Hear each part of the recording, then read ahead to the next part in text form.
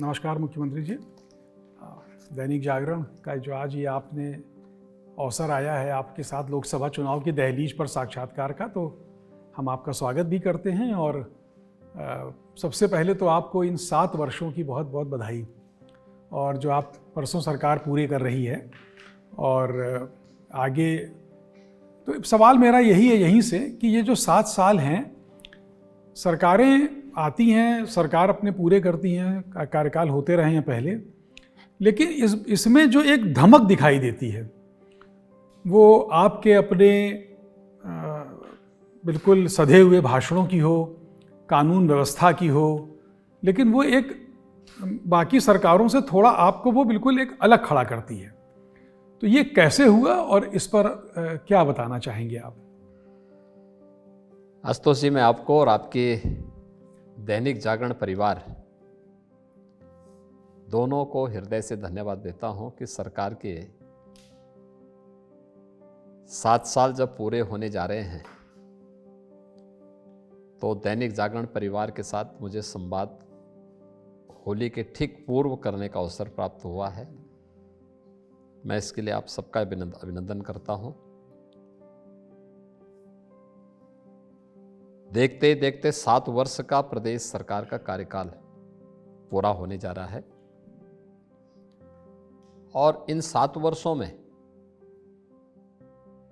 प्रदेश ने इस बात को अवश्य महसूस किया होगा कि प्रदेश में कुछ परिवर्तन हुआ है, कुछ चेंज हुआ है, कुछ नयापन देखने को मिला है हर एक सेक्टर में।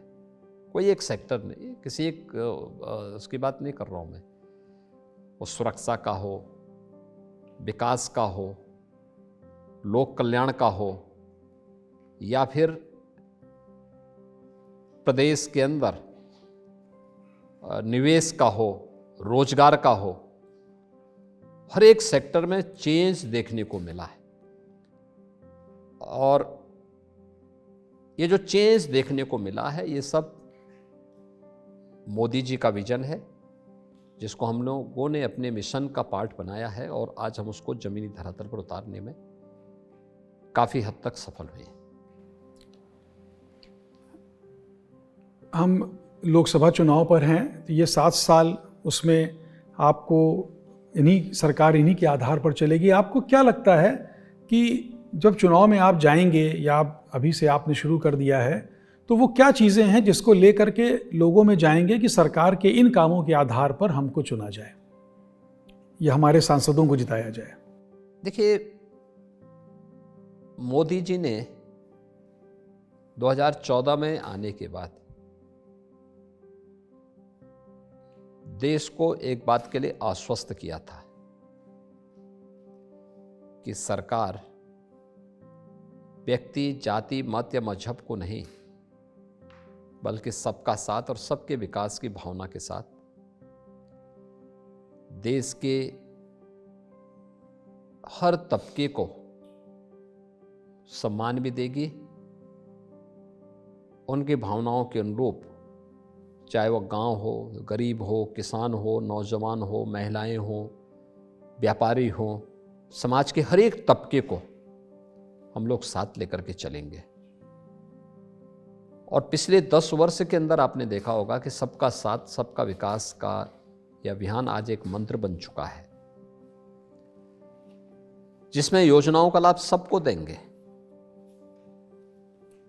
सुरक्षा सबको देंगे, विकास के साथ सबको जोड़ेंगे, लेकिन तुष्टीकरण किसी का नहीं करेंगे। ये जो एक संकल्प था आज जो फलीभूत हुआ है, हर तबके का व्यक्ति, वो ठीक है किसी जाति या मजहब विशेष के व्यक्ति को वोट देने में परहेज होगा, लेकिन आप एकांत में उससे पूछिए तो भी बोलेगा कि साहब मोदी जी के नेतृत्व में मुझे इस योजना का लाभ मिला है, मुझे मोदी जी को चुनना चाहिए। उसकी फर्स्ट प्रायोरिटी मोदी जी होगी। तो स्वाभाविक रूप से कि लोकसभा चुनाव की दहलीज पर जब हम खड़े हैं और चुनाव की प्रक्रिया प्रारंभ हो चुकी है, प्रथम चरण के चुनाव की नामांकन की प्रक्रिया प्रारंभ हो चुकी है, तो स्वाभाविक रूप से हम लोग मोदी जी के नेतृत्व में इस चुनावी समर में हैं और हमारा ये सौभाग्य है कि दुनिया का सबसे करिश्माई और यशस्वी नेतृत्व मोदी जी के रूप में हमारे पास है। एक हमारे पास नेतृत्व भी है। हमने 10 वर्षों में मोदी जी के नेतृत्व में बदलते हुए भारत को भी देखा है, जिसने विकास के साथ भी जोड़ा है, लोक कल्याण के साथ भी जोड़ा और उसकी आस्था का भी सम्मान करके दिखाया है।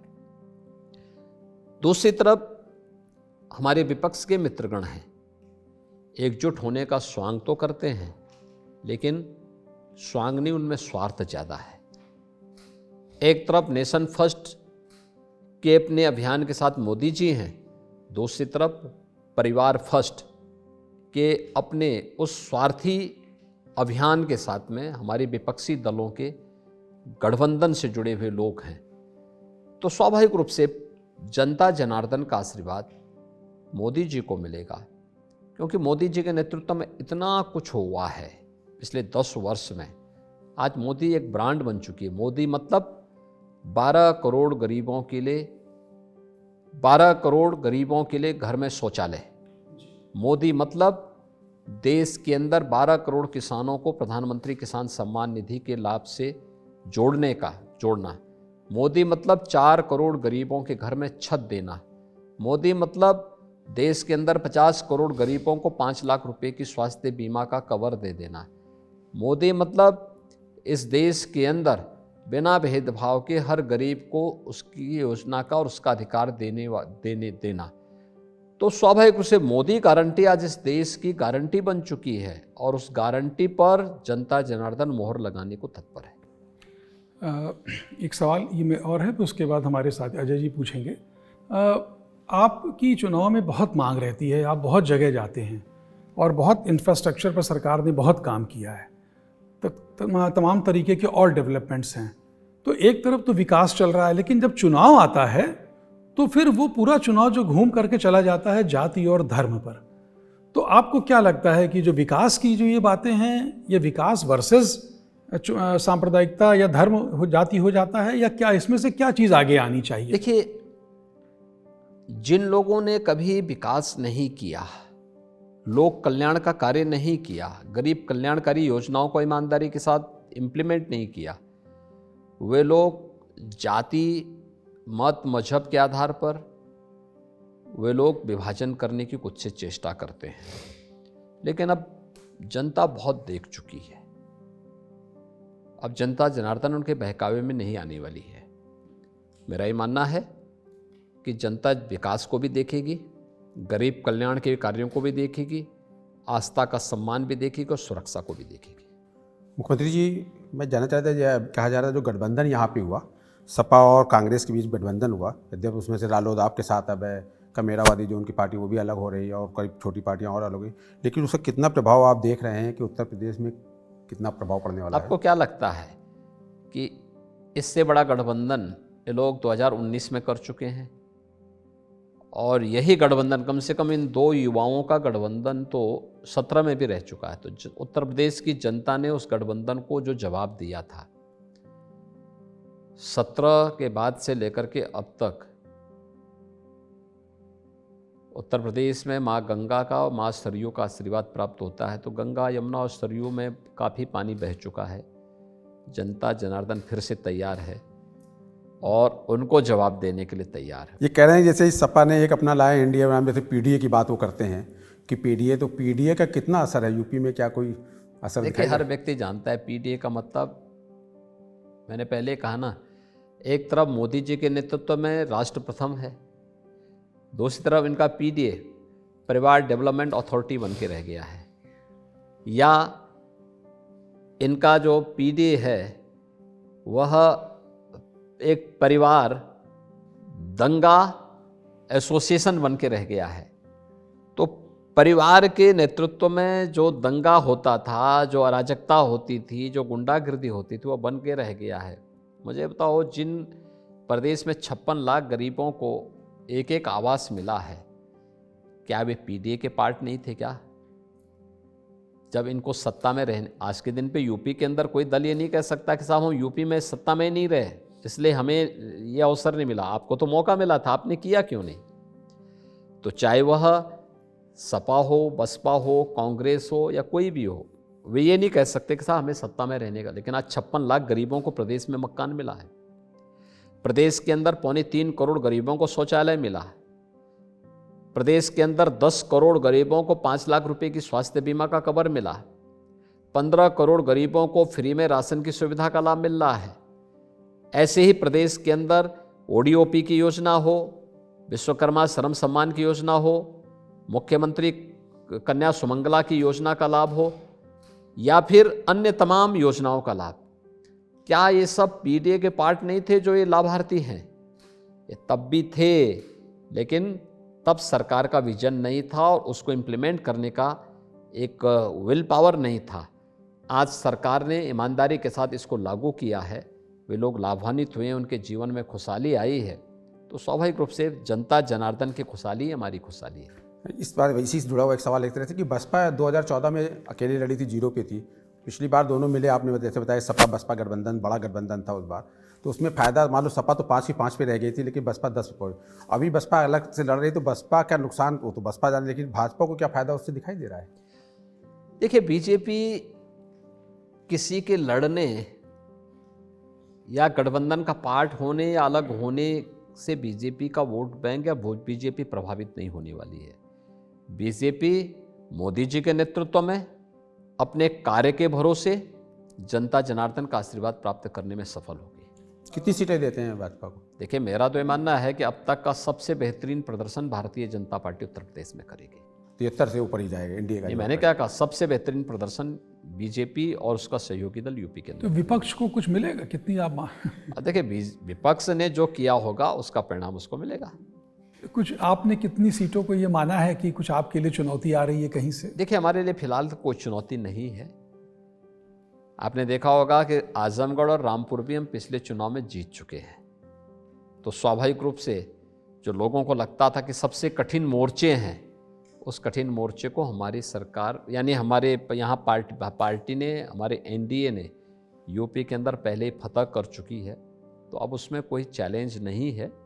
लेकिन चुनाव है, चुनाव में जनता जनार्दन के जैसे मैनपुरी है, कन्नौज है, आजमगढ़ है, अम्बेडकर नगर है ना, तो ये सब थोड़ी मुश्किल। सब सीट्स बीजेपी के पास रही। आपने आजमगढ़ जीता था, इसलिए उन्होंने बसपा के गुड्डू जमाली को अपने में शामिल कर लिया। मैं क्या कर रहा हूँ, तो बहुत कुछ करेंगे अभी। मैं क्या कर रहा हूँ, जब देखिए वो पिछली बार, देखिए उनका गठबंधन हमेशा बनता टूटता है, और जितनी बार बनता है उससे ज़्यादा बार टूट भी जाता है। ये नियत है इन लोगों की, क्योंकि स्वार्थ पर आधारित गठबंधन है, ना मूल्य हैं ना आदर्श हैं। उनके व्यक्तिगत स्वार्थ जब टकराते हैं तो टूट भी जाते हैं उतने ही भागों में।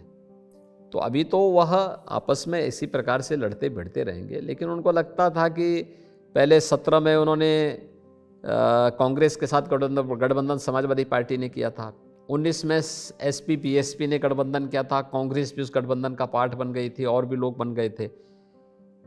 22 में फिर करने का प्रयास किया था, लेकिन आज फिर वही स्थिति उनके सामने आ गई है कि अब कोई गठबंधन का पार्ट नहीं बन पा रहा, तो वह किसी प्रकार से अपनी लाज बचाने के लिए प्रयास कर रहे हैं, लेकिन कोई असर नहीं पड़ेगा। बीजेपी सभी सीटों पर फिर से जीतेगी। इसी से जुड़ा एक सवाल था मंत्री जी, मजबूत लोकतंत्र के लिए मजबूत विपक्ष जरूरी है। कांग्रेस की जो देश में स्थिति है वो काफ़ी डामाडोल दिख रही है, आप उसको किस नज़रिए से देखते हैं? देखिए, हम भी मानते हैं कि सरकार और व्यवस्था को चलाना ये सरकार और विपक्ष दोनों को मिलकर के करना चाहिए, लेकिन जब एजेंडा देश हो तब। सरकार देश के बारे में सोच रही है, वे परिवार के बारे में सोच रहे हैं।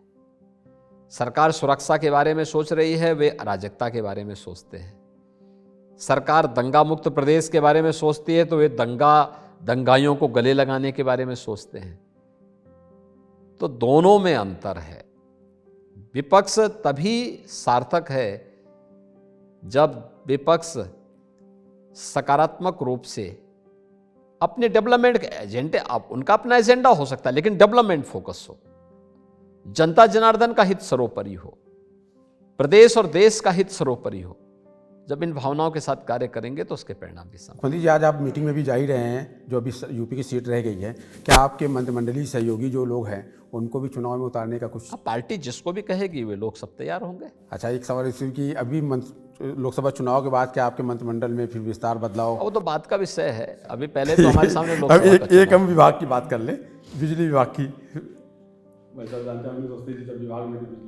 बिजली की व्यवस्था बहुत अच्छी हुई है, निश्चित तौर पे गांव तक 24 घंटे बिजली मिल रही है इस समय, आपने बहुत अच्छा कर दिया।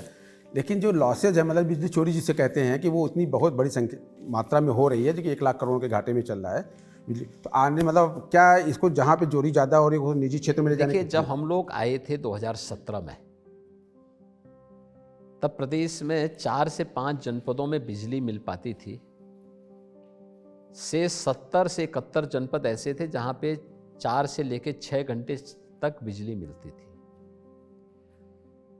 1,21,000 मजरे प्रदेश के ऐसे थे जहां बिजली कभी नहीं पहुंची थी।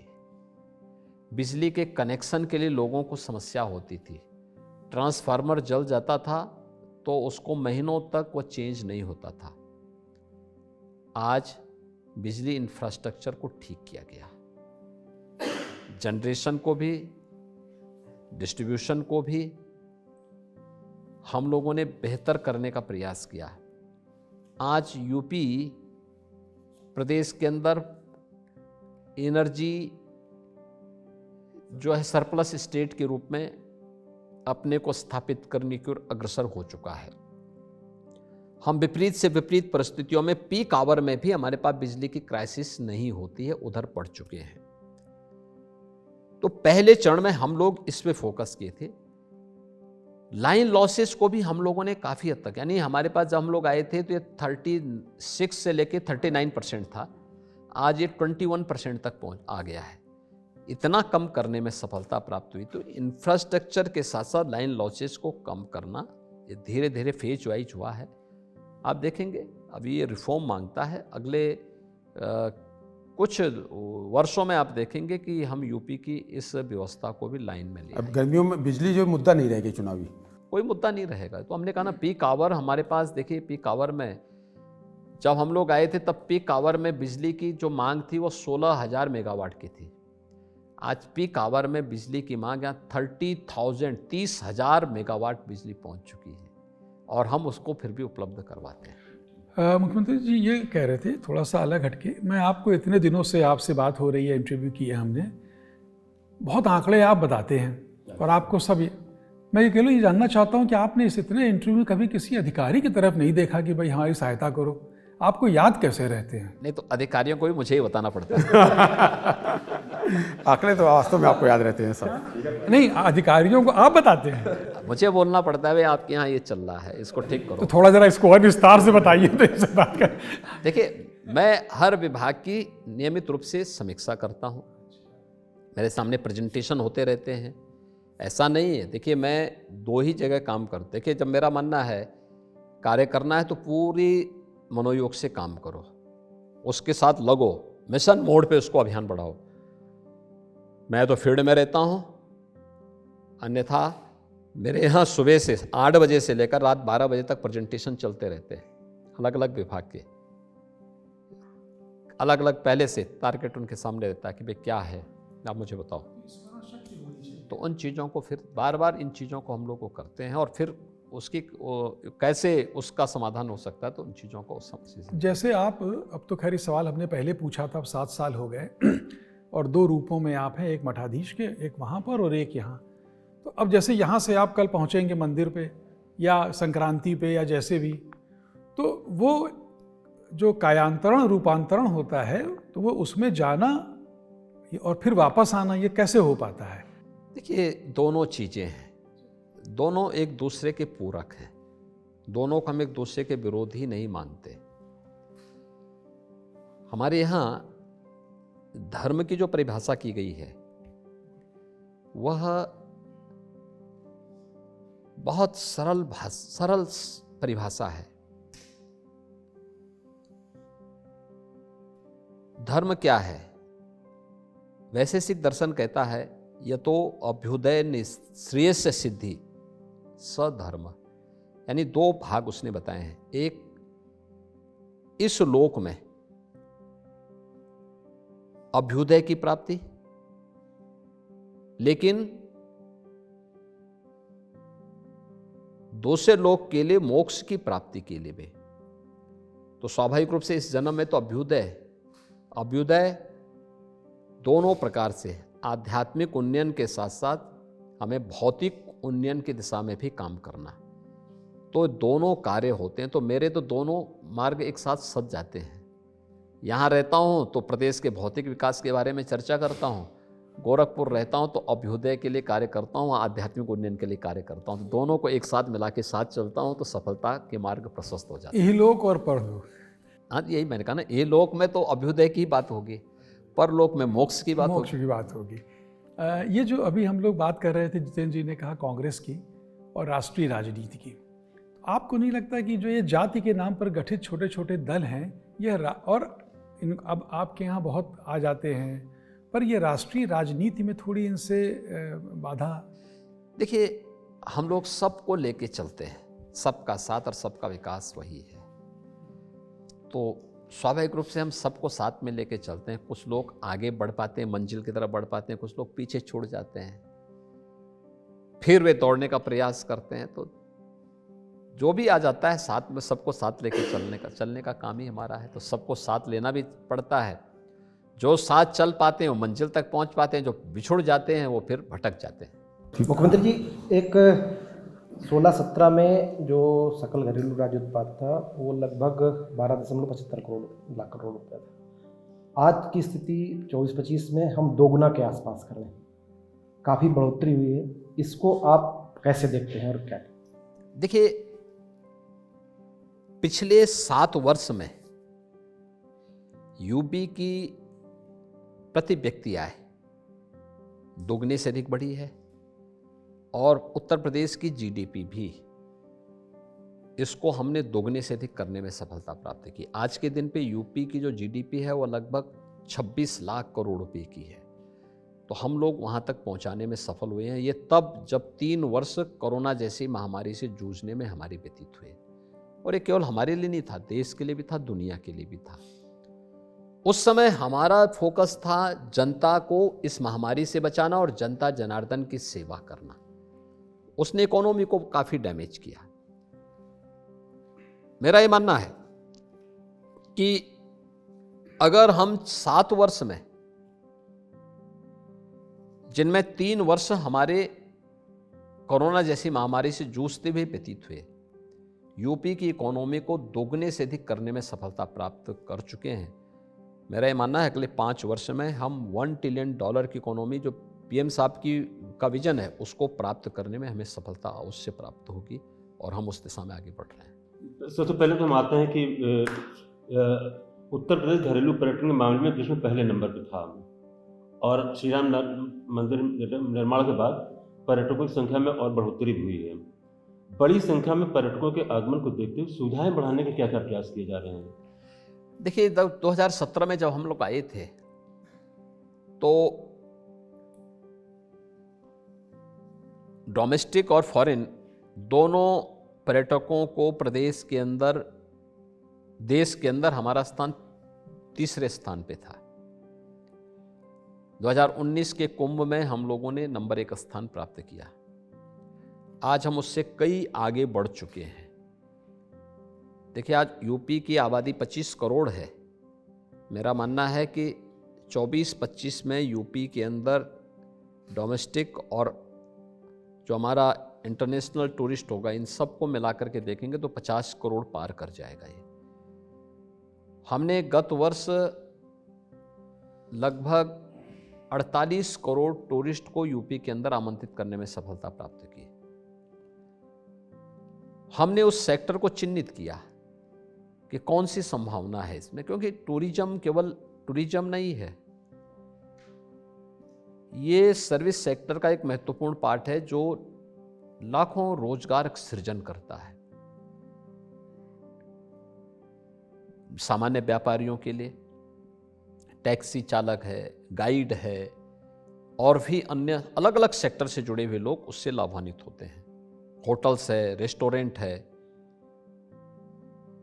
इन सभी के लिए हम लोगों ने उस प्रकार का इंफ्रास्ट्रक्चर भी यूपी के अंदर दिया। जैसे काशी में काशी विश्वनाथ धाम बन तो गया, लेकिन साथ साथ हमने कनेक्टिविटी भी बेहतर की। यूपी के अंदर चाहे वो अयोध्या हो, प्रयागराज हो, नैमिषारण्य हो, बौद्ध सर्किट हो, चित्रकूट हो, मथुरा वृंदावन बरसाना हो या सुखतीर्थ हो, इन सभी के लिए हम लोगों ने उसी, या मिर्जापुर में माँ विंध्यवासिनी धाम हो, इन सभी में कुछ ना कुछ नया करने का प्रयास किया गया। इंफ्रास्ट्रक्चर को ठीक किया गया, कनेक्टिविटी को ठीक किया गया। आज देखिए, मुझे बताते हुए प्रसन्नता है कि रोड कनेक्टिविटी यूपी की आज देश के अंदर सबसे बेहतरीन है। एयर कनेक्टिविटी सबसे बेहतरीन है। हम लोग आए थे, 2 एयरपोर्ट हमारे बामुश्किल संचालित थे, लखनऊ और वाराणसी। आज उत्तर प्रदेश के अंदर हमारे 15 एयरपोर्ट तो क्रियाशील हैं, 6 आने वाले हैं। जो 16 क्रियाशील हैं उनमें से 4 इंटरनेशनल एयरपोर्ट हैं। अभी हमारा जेवर के साथ साथ 5 नए अन्य डोमेस्टिक एयरपोर्ट भी आने वाले हैं। तो 21 एयरपोर्ट के साथ यूपी देश के अंदर सबसे बड़ा एयर कनेक्टिविटी का एक महत्वपूर्ण केंद्र बन चुका है। तो रेल का नेटवर्क सबसे बड़ा हमारे पास है, सबसे अधिक मेट्रो हमारे पास है, और इनलैंड वाटरवे के माध्यम से वाराणसी को हम पूर्वी बंदरगाह के साथ जोड़ चुके हैं। अयोध्या को पूर्वी बंदरगाह के साथ जोड़ने के लिए हम लोगों ने इनलैंड वाटरवे अथॉरिटी का गठन कर दिया है। जनता की बुनियादी सुविधाओं को ध्यान में रखने के लिए वहाँ पे अच्छी सुविधाएं प्राप्त हो सकेंगी, इसके लिए हम लोगों ने स्मार्ट सिटी मिशन के अंदर, सेफ सिटी के अंदर भी काम शुरू किया। हर थाने में साइबर हेल्प डेस्क भी दे दिया, हर जिले में एक साइबर थाना भी हमने स्थापित कर दिया। और अब प्रदेश के अंदर हम लोगों ने व्यवस्था, होटल की पॉलिसी लेकर के, टूरिज्म की पॉलिसी के माध्यम से नए होटल्स और रेस्टोरेंट बनाने के भी कार्यक्रम को आगे बढ़ाने का किया। जनता की बुनियादी सुविधाओं को भी ध्यान रखा जा रहा है। सुरक्षा का बेहतर माहौल है और बुनियादी सुविधाएं हैं, तो टूरिस्ट अपने आप आता है। मोदी जी, इससे भी जुड़ा सवाल है कि आप जैसे इंसेंटिव देते हैं तो पूर्वांचल है, पश्चिमांचल है या बुंदेलखंड के लिए, लेकिन देखा यही गया है कि जैसे अभी पिछले दिनों आया करीब 50% से ऊपर 52% पूर्वांचल में इसमें आया, पश्चिमांचल में आया, लेकिन बुंदेलखंड में भी 5-7% आए। तो जो आपकी पॉलिसी में वैसे भी इंसेंटिव ज़्यादा है, लेकिन क्या उसको और बढ़ाने की बात होगी ताकि लोग पूर्वांचल और बुंदेलखंड ज़्यादा जाए? देखिए, एक चीज़ हम लोगों को देखना चाहिए कि 17 के पहले कोई निवेश नहीं आता था, और अगर 1000-2000 करोड़ रुपए का निवेश का प्रस्ताव आता था तो नोएडा, ग्रेटर नोएडा या एनसीआर तक सीमित रहता था। पहली बार 10 लाख और 10.5 लाख करोड़ रुपए के निवेश के प्रस्ताव का शिलान्यास प्रधानमंत्री जी के द्वारा होता है, और 10.5 लाख करोड़ रुपए के निवेश के प्रस्ताव एक साथ शिलान्यास होते हैं, और वह सभी 75 जनपदों में होते हैं। अब सोचो, बुंदेलखंड में हमीरपुर, महोबा, चित्रकूट, बांदा, ललितपुर, झांसी, जालौन भी है। हमारे 8 एस्पिरेशनल डिस्ट्रिक्ट वे भी हैं जो शिक्षा, स्वास्थ्य में कभी पिछड़े माने गए थे। सिद्धार्थनगर, बलरामपुर, श्रावस्ती, बहराइच, चंदौली, सोनभद्र, चित्रकूट, फतेहपुर, यहाँ पे भी है। सब जगह निवेश हो रहे हैं। हाँ, कम और ज़्यादा होगा भी, लेकिन आज बुंदेलखंड में जो परिवर्तन देखने को मिला है, बुंदेलखंड एक्सप्रेसवे बुंदेलखंड को जोड़ते हुए काम कर रही है। बुंदेलखंड में हर घर नल की योजना लागू हो चुकी है। वहाँ पे बुंदेलखंड में, वहाँ पे आज जिस तरीके से खेतों को पानी मिलना प्रारंभ हुआ है, ये नया चेंज है। और बुंदेलखंड में डिफेंस कॉरिडोर जिस मजबूती के साथ काम करना प्रारंभ किया है, और बुंदेलखंड को एक और सौगात हमारी सरकार ने बीडा का दिया है, Jhansi Bundelkhand development authority, industrial development authority.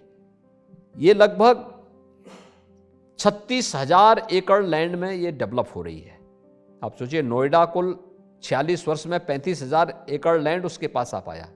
हम पहले चरण में ही बीडा में 36,000 एकड़ लैंड लेकर के इसको डेवलप करने जा रहे हैं, और पब्लिक का अभी तक जो रिस्पांस हमारे उद्योग जगत से मिला बहुत पॉजिटिव है। मुख्यमंत्री जी, आपने इसी संबंध में जब ये लेख हुआ तो आपने उसको गंभीरता से लिए, जांच तो हो ही रही है, लेकिन भविष्य में ना होने पाए आप उस प्रक्रिया पूरी मतलब जैसे बदलने की बात, आमूल चूल परिवर्तन करने की बात करें, तो थोड़ा उसके बाद डिटेल बताएंगे तो अच्छा रहेगा। तो हमने भर्ती की पारदर्शिता और शुचिता बनी रहे, इसमें किसी भी स्तर पर कोई लीकेजेज की संभावना न हो, इसके लिए एक कानून को प्रारूप तैयार किया है।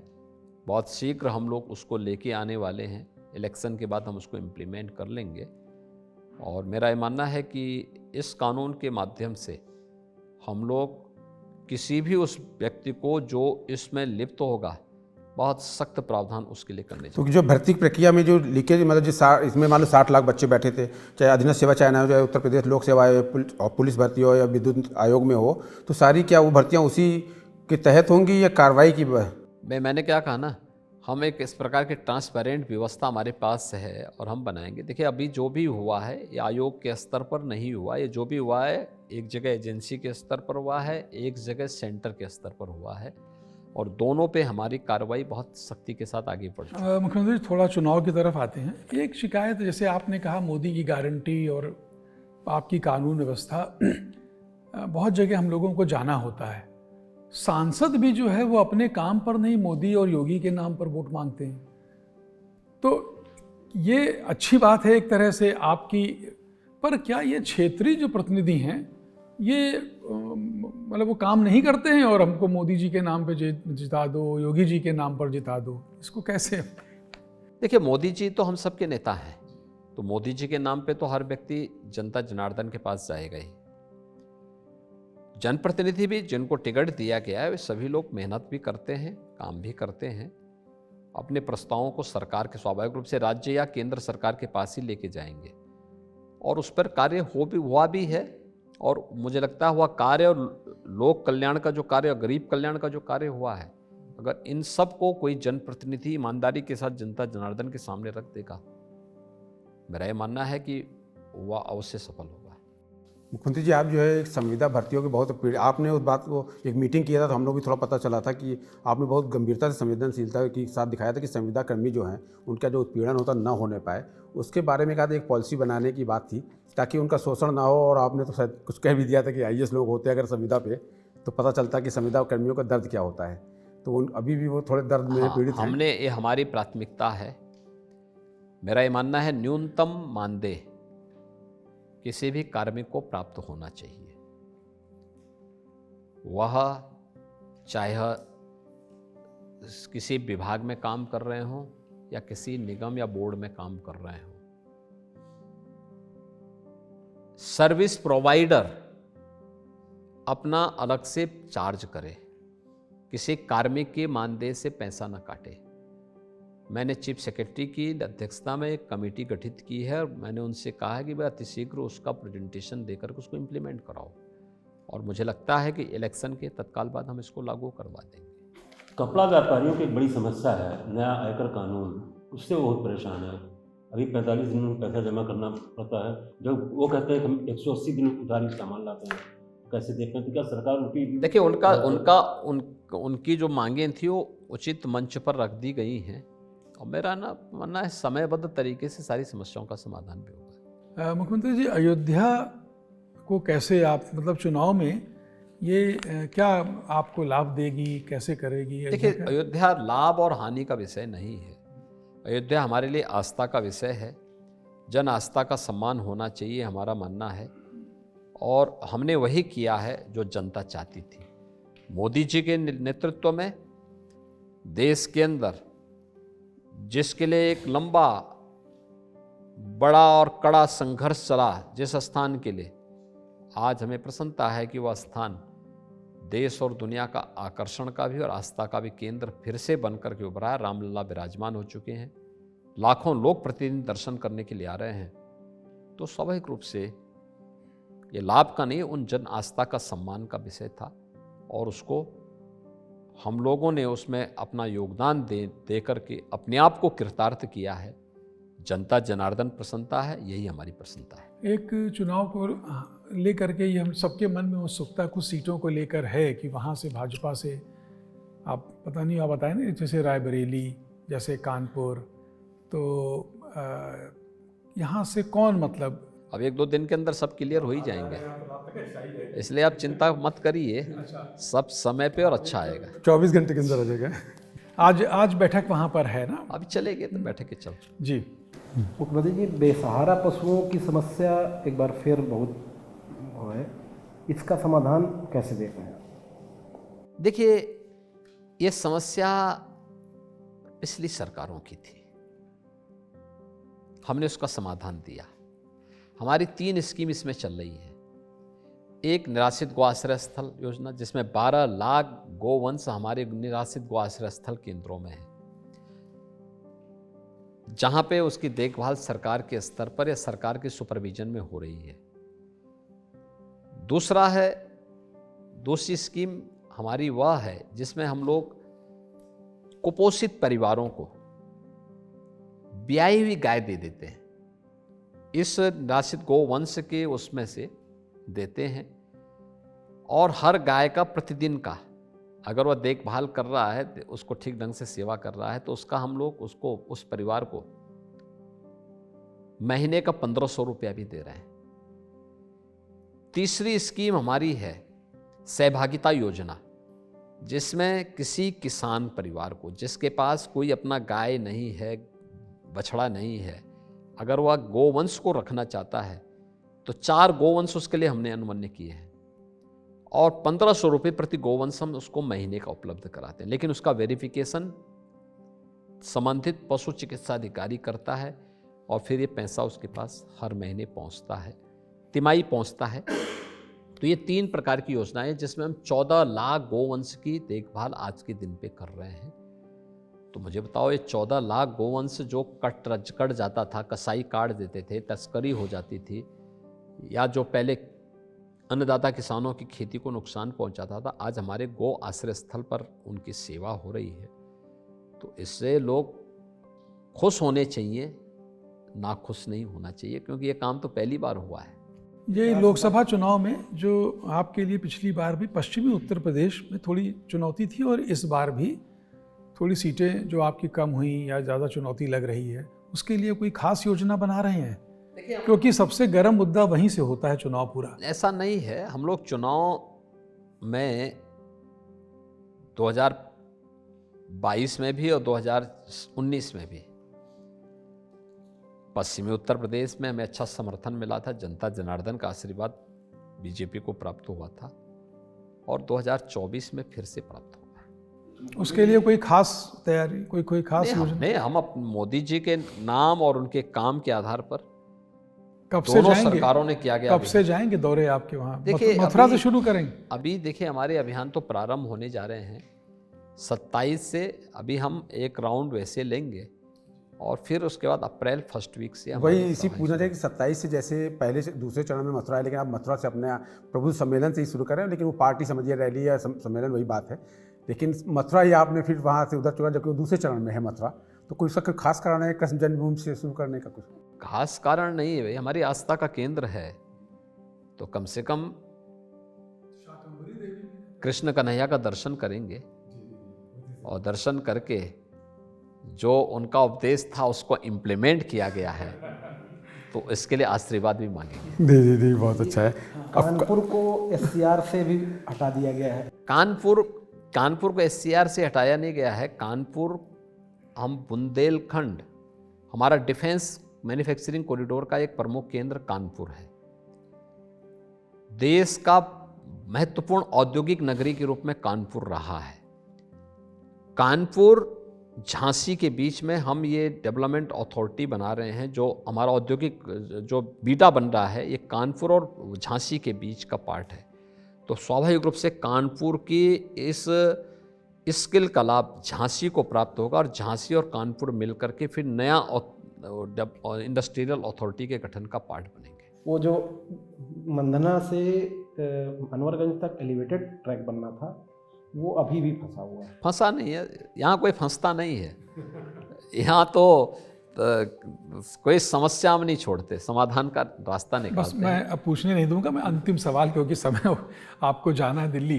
अंतिम सवाल ये है कि चुनाव के बाद क्या लक्ष्य निर्धारित किया है आपने? एक तो हमें मालूम चल गया, आपने कहा हम परीक्षाओं को बहुत शुचिता सुनिश्चित करेंगे। कुछ और जो आगे के लिए कुछ सोचा हो जो आप बताना चाहें? देखिए, उत्तर प्रदेश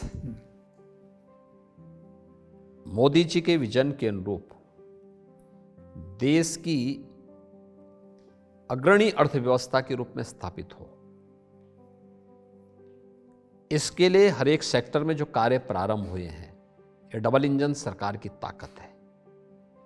तो डबल इंजन सरकार की ताकत का लाभ जनता जनार्दन को प्राप्त हो, इसके लिए यह समय है जब उनको आशीर्वाद देना है। तो जनता जनार्दन के आशीर्वाद से डबल इंजन सरकार उन लक्ष्यों को प्राप्त करेगी।